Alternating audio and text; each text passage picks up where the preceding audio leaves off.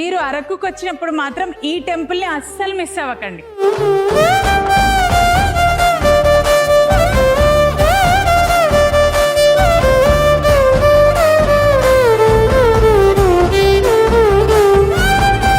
ఈ టెంపుల్ పేరు వచ్చేసి మత్స్యలింగేశ్వర టెంపుల్ అన్నమాట.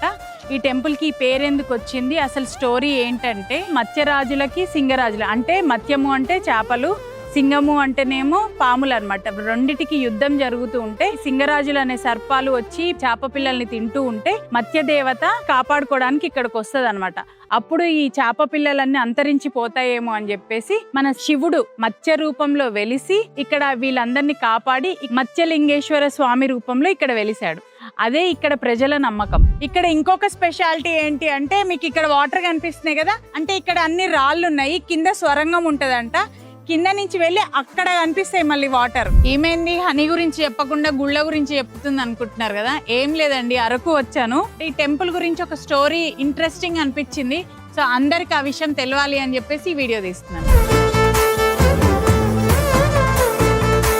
ఇక్కడ ఈ ఫుడ్ అంటే ఈ పుట్నాలు అమ్ముతున్నారు, అక్కడ ఇది తీసుకొని ఇక్కడ వేస్తే చేపలు తింటే మీరు అనుకున్నది నిజమవుతుందని చెప్తున్నారు.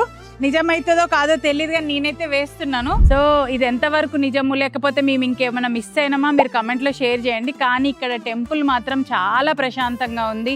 వ్యూ పాయింట్ కోసమైనా రావచ్చు మనము. అరకు నుంచి ఒక 40 కిలోమీటర్స్ దూరంలో ఉంది. మీరు ఎప్పుడైనా అరకు వచ్చినప్పుడు మాత్రం ప్లాన్ చేసుకోండి.